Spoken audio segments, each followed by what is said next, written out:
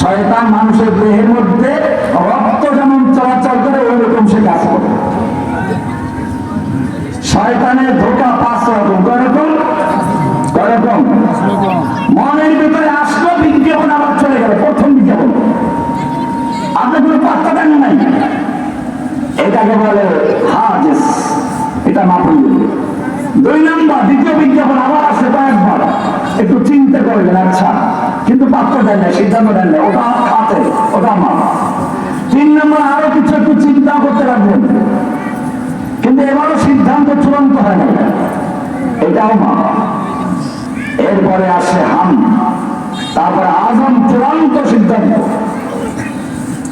এইটা সম্পর্কে আমাদের বক্তব্য আছে, নেক আমলের যদি কোনো ব্যক্তি চূড়ান্ত সিদ্ধান্ত করে না করতে পারলে আল্লাহ নেক লিখে দেন, কিন্তু গুনাহের যদি চূড়ান্ত সিদ্ধান্ত করে না করলে আল্লাহ তা লিখেন না।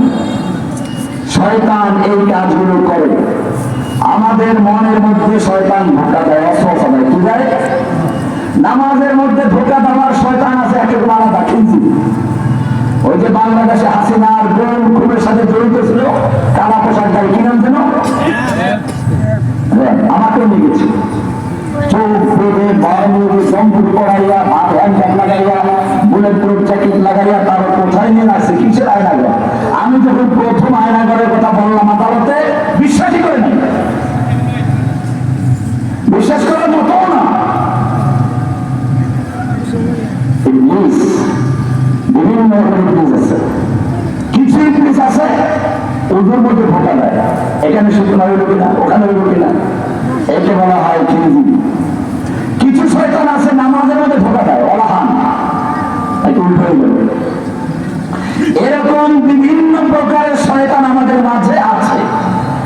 মানুষ দুনিয়াতে যখন আসে, প্রথম তার এই দেহটাকে আমরা একটা কম্পিউটারের একটা বাক্সের মতো মনে করতে পারি, আর অন্তরটা হচ্ছে একটা সফটওয়্যারের মতো। একটা কম্পিউটার যখন নতুন কিনে সফটওয়্যার থাকে পরিষ্কার, কোনো ভাইরাস থাকে না। এরপরে একটা ভাইরাস ঢুকলো, আপনি পরিষ্কার করলেন, কাজ করতে পারবো। কিন্তু যদি ভাইরাস ঢুকতে থাকে আর আপনি পরিষ্কার না করেন, তাহলে আর কম্পিউটার ভালো থাকবে? ভাইরাস ওটা খেয়ে ফেলবে। ঠিক এরকম ভাবে মানুষের কলমের মধ্যে শয়তান আস্তে আস্তে ভাইরাস ঢুকায়, এই হিংসা রোগ ঢুকায়। কোরআন বলছে সূরা বাকারার 8 নম্বর আয়াত থেকে, ফি কুলুবিহিম মারাদুন ফাযাদাহুমুল্লাহু মারাদা। মানুষের কলব 3 রকম। কয়রকম? একটা হচ্ছে কলবে সালিম, ওই যে স্বচ্ছ পরিষ্কার সফটওয়্যার, যেখানে কোনো ভাইরাস নেই। দ্বিতীয় নম্বর হচ্ছে কলবে সালিম, কলবে মরিদ, ভাইরাস ওয়ালা, ভাইরাস ঢুকে গেছে, রুগ্ন কলব। তৃতীয় নম্বর হচ্ছে যখন ভাইরাস মুক্ত না করা হয়, তওবা না করা হয়, একেবারে কালো হয়ে যায়, সিলগালা হয়ে যায়, আর কলবুল মাহদুম। শয়তানের এই চেষ্টাটা থাকে, কিভাবে হিংসা লাগাবে, কিভাবে মানুষের মধ্যে গুনাহের কাবিরাগুলো করাবে, শিরক করাবে, বিদআত করাবে, এই চেষ্টা করে। আপনি দেখবেন আমাদের সমাজে একদল মানুষ নামাজ পড়ে না, কিন্তু দেখবেন মাজারে মান্যত করতে তারা চিন্তা করে না, মাজারে মান্যত করে। এইটা চিন্তা করবো না যে মাজার ওরা কবরে হয়ে গেছে, ওর পেটে এখন ক্ষুধা লাগলে আল্লাহ ম্যাপকে হলে আল্লাহ খাওয়াইবে, আর যদি জাহান্নাম হয় ফেরেশতারা পিটাইবে, ওর কবরে টাকা দরকার আছে কিছু? কবরে চাদর দেয়, টাকা দেয়, সেজদাও করে। আপনি চিন্তা করতে পারেন, আপনি যত নামাজ পড়েন সব নামাজের উপর সেজদা আছে, জানাজার নামাজের উপর সেজদা আছে, ফজর পড়বেন রুকু সিজদা করবেন, জোহর পড়বেন রুকু সিজদা করবেন, জুমা পড়বেন, নামাজ পড়বেন, যত নামাজ পড়বে তুমি রুকু সিজদা করবে। কিন্তু খবরদার নামাজটা যদি জানাজার নামাজ হয়, তুই রুকু করতে পারবি না, সিজদাও করতে পারবি না। নাকি এলাকায় জানাজায় রুকু সিজদা করে নাকি? কেন করে না? যেই সমস্ত আল্লাহর ওলিদের কবরে গিয়ে জানাজায় কিভাবে সিজদা করছেন, ওনাদেরও তো জানাজা হয়েছে, লাশটা একেবারে সামনে ছিল, মাঝখানে কোনো পর্দা ছিল না, মাটি ছিল না, হোগলা ছিল না, বাঁশ ছিল না। সেই সময় তুমি রুকু সিজদা করতে পারো নাই। কেন পারো নাই? আল্লাহ রাব্বুল আলামিন সব নামাজের উপর সেজদা ফরজ করলেন, এখানে কেন নিষেধ করলেন? কারণ হচ্ছে তোমার সামনে একটা লাশ আছে, লাশ। এখানে যদি আল্লাহর জন্য সেজদা করা হয়, আল্লাহর জন্য রুকু করা হয়, তাহলে ওই যে ভণ্ড ফকির, মাজার পূজারী, কবর পূজারী, পীর পূজারী, এইগুলো বলবে এই তো বুজুর্গকে সম্মানে সেজদা করা হয়েছে। এই বিভ্রান্তির সৃষ্টি করতে না পারে, ধোঁকা দিতে না পারে, প্রতারণা করতে না পারে, সেজন্য আল্লাহ রাব্বুল আলামিন জানাজার নামাজের থেকে নিজের পাওনা রুকু সিজদা পর্যন্ত ক্ষমা করে দিয়েছে।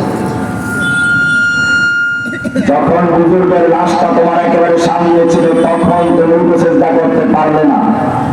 আর মাঝির ভিতরে চলে গেল, মাঝখানে পর্দা এসে গেল, পাশ আসলো, হোকলা আসলো, আড়াই মন মাঝি আসলো, এরপরে তোমাকে কোন বিবেক কবরে সেজদা করার জন্য পারমিশন দিল?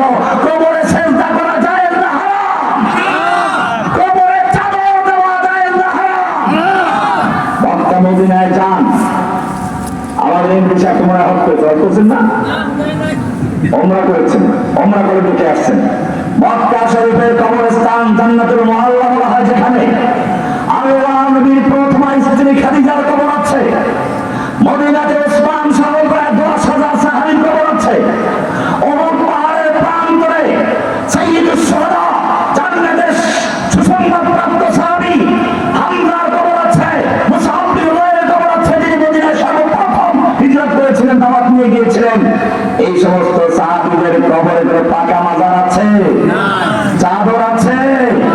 কেন নাই? ও মুসলমান, ভালো করে চিন্তা করো। আল্লাহর নবী মৃত্যু রোগে আক্রান্ত অবস্থায় 3 দিন আগে বলেছেন, মরার 3 দিন আগে, লানাল্লাহুল ইয়াহুদা ওয়ান নাসারা ইত্তাখাযু কুবুর আমবিয়াইহিম ওয়া সালিহিহিম মাসাজিদ। আল্লাহ রাব্বুল আলামিন ইহুদি খ্রিস্টানদের প্রতি লানত করুন, ওরা ওদের ওলি বুজুর্গরা মারা গেলে পরে তাদের কবরগুলোকে সিজদার স্থান বানাইতো। ওয়া আমার উম্মত লা তাজালু কবরি ওয়াসানান ইউবাদ, আমার মৃত্যুর পরে তোমরা আমার কবরকে সিজদার স্থান বানাইও না।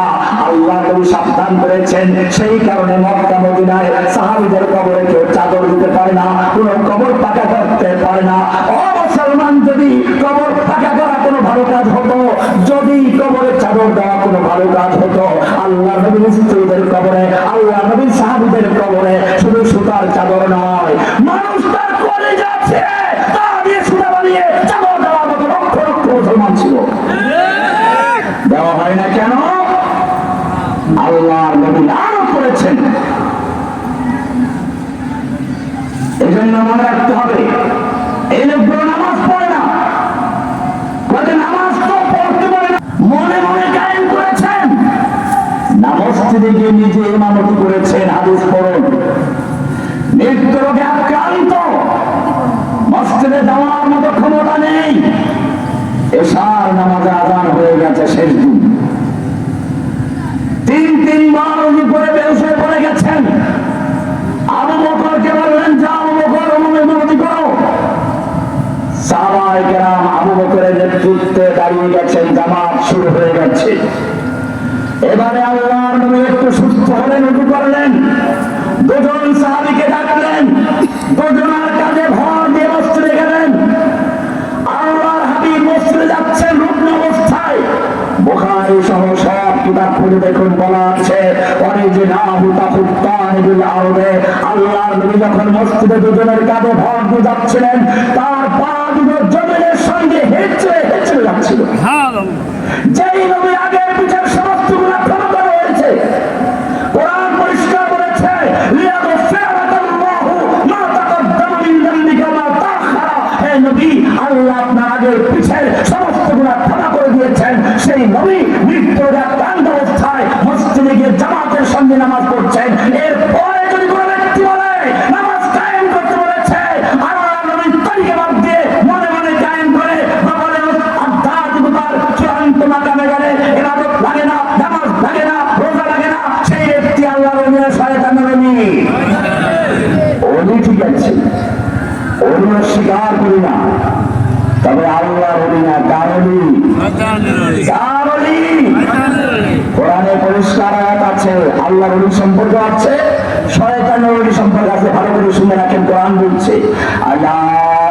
ইন্না আউলিয়া আল্লাহি লা খাউফুন আলাইহিম ওয়া লা হুম ইয়াহজানুন। জেনে রাখো আল্লাহর আউলিয়া যারা, তাদের কোনো ভয় নেই, কোনো চিন্তা নেই।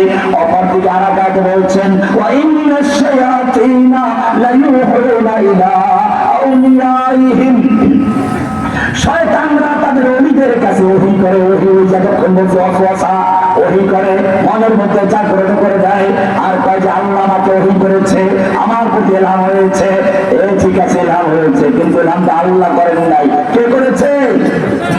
শয়তান। এই জন্য মনে রাখবেন, মনে রাখবেন কোরআনের দুইটা আয়াত খালি আজকে বললাম, বেশি লম্বা বয়ান দরকার নাই। মনে রাখবেন কয় নাম্বার আয়াত কোন সূরা? এই হাত বলবেন না, হাত উঠাবেন। কয় নাম্বার সূরা আছে বলছি? 4 নাম্বার। দেখেন ভুলে গেছে। হ্যাঁ, সূরা নিসা। মাশাআল্লাহ। কয় নাম্বার আছে একটু হাত উঠাবেন, বলবেন না। কয় নাম্বার আয়াত? হ্যাঁ, 31 38 দুইটা বলছি না, আবার বলতেছি শোনেন। এটা মনে রাখবেন, খালি আর লম্বা দরকার নেই। কোরআন বলছে ইন তাজতানিবু কাবাইরা মা তুনহাউনা আনহু, যদি তোমরা গুনাহের কাবিরাগুলো থেকে বাঁচতে পারো, তোমাদের যত গুনাহ থেকে বারণ করা হয়েছে, ছোট বড় অনেক জিনিস থেকে ইসলাম বারণ করেছে, কিন্তু যদি বড় বড় গুনাহগুলো থেকে বাঁচতে পারো, নুকাফির আনকুম সাইয়্যাতিকুম, আমি তোমাদের জীবনের সমস্ত গুনাহগুলোকে, ছোট গুনাহগুলোকে এমনি মাফ করে দেব, এমনি মাফ করে দেব, একেবারে কাফারা মিটিয়ে দেব, মুছে ফেলবো, আমার থাকবেই না, যাতে কিয়ামতের মাঝে লজ্জা পেতে না হয়। এরপরে আল্লাহ বললেন সেই গুনাহ কাবিরাগুলোর মধ্যে একটা বড় কাবিরা কি, যেটা কেউ মনেই করে না কিছু, অথচ আল্লাহ ওটাকে গুরুত্ব দিয়েছেন। এরপরে বলেছেন ওয়ালা তাতামান্নাউ মা ফাদ্দালাল্লাহু বিহি বা'দাকুম আলা বা'দ। ও মুসলমান, ভালো করে শুনে রেখো, আমি দুনিয়ার নিজাম চালাবার জন্য, দুনিয়ার ইন্তজাম ঠিক রাখার জন্য কাউকে সুলতান বানিয়েছি, কাউকে বড়লোক বানিয়েছি, কাউকে আমি সুন্দর বানিয়েছি, কাউকে কালা বানিয়েছি, কাউকে আমি বেটে বানিয়েছি, কাউকে লম্বা বানিয়েছি, কাউকে মোটা বানিয়েছি, কাউকে সিলিম বানিয়েছি, সব তৈরি করেছেন কে? এখন যদি তুমি হিংসা করো, হিংসাটা করছো তার বিরুদ্ধে, তার বিরুদ্ধে। এই জন্য আজকে একটা রোগের গেলে ঔষধ কি, আজকে থেকে আমরা মনের ভিতরে হিংসা চলে পড়ে তুলে দেবো, ইনশাআল্লাহ। সবাই বলেছে ইনশাআল্লাহ। হিংসা রোগ